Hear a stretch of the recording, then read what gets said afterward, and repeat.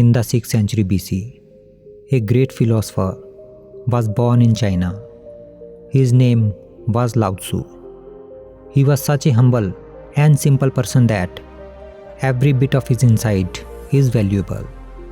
There is so much truth in each and every word of him. When the news of his wisdom reached the emperor of that time, the emperor got eager to meet him. He went to see him.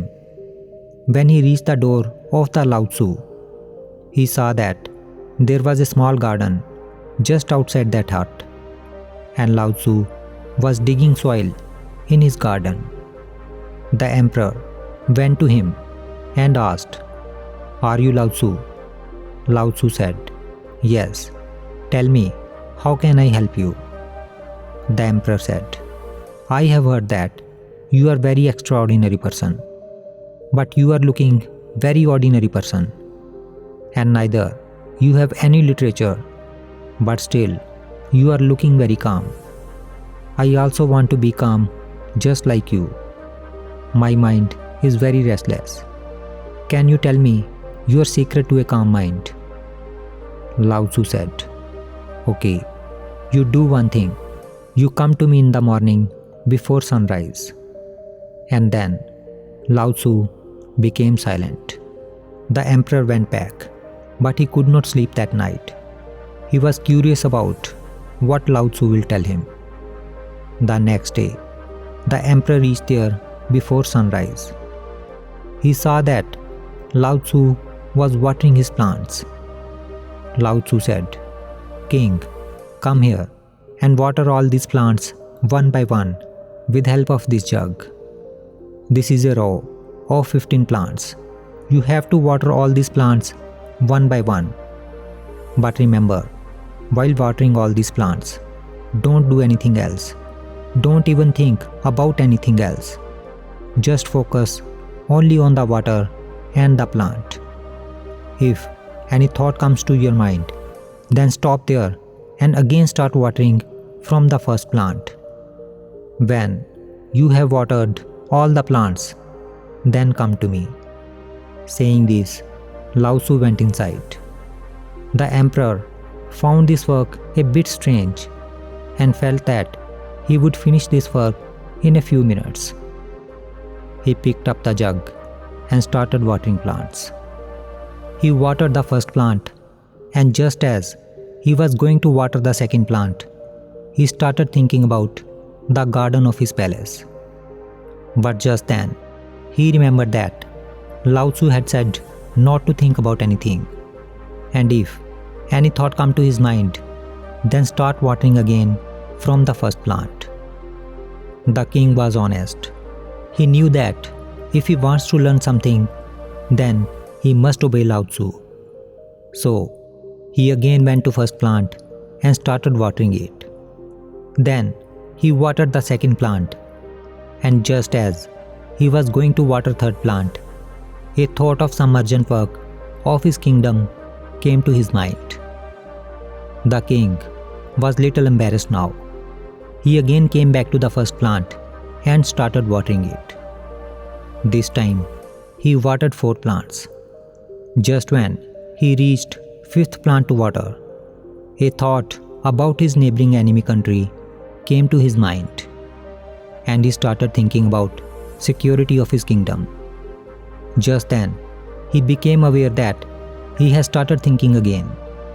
He again came and started watering from the first plant. The emperor was very upset now. Every time he was trying to water all the plants, he found himself lost in some thoughts. While doing this, evening time approached, but king could not reach the last plant. At last, he got tired and sat down dejected. Lao Tzu was watching all this, standing outside his hut. He came near to king and said, "King, I am very happy with your honesty. Therefore, now listen carefully. When the mind is empty of thoughts, only then the real nature of the mind appears in it. And then Even an ordinary task can give you infinite peace and wisdom. The king said, "But how is this possible? When we do any task, then many types of thoughts come to our mind." Lao Tzu said, "King, you could not complete this simple task because you could not focus on the task. And you could not focus on the task because you have never practiced to concentrate your mind on anything. And unless your mind is focused on anything, your mind cannot become calm." The king understood the meaning of what Lao Tzu said, and he decided that now he would do everything carefully to attain the concentration of his mind. If we see in our lives, we will find that if we want to move forward in any field of life, then we must have concentration of mind. Whether it is work or meditation, concentration of the mind is very important. Today, we will discuss about a technique by which you can increase concentration of your mind. Through this technique, not only will you be able to focus more on your work, but it will also help you to practice meditation. Whenever you practice meditation, do this technique first. To practice this technique, just sit down in a quiet and secluded place. Keep your back straight and close your eyes. Now take few deep breaths. Now start counting your breath backward from 50 to 1. To do this, when you breathe in, recite any word in your mind in which you have faith, like Om, Buddha, Jesus, or Vaheguru. For example, if your faith is in Om, then when you breathe in, recite Om in your mind, and when you breathe out, count 50 in your mind. Then again, when you breathe in, again recite Om in your mind, and when you breathe out, count 49 in your mind, and so on. Doing this, you have to count from 50 to 1. But if your mind gets lost in thoughts somewhere in the middle and you forget counting, then again start counting from 50 to 1. You have to keep doing this until your countdown is over. When the counting is complete, then just keep watching your breath come and go.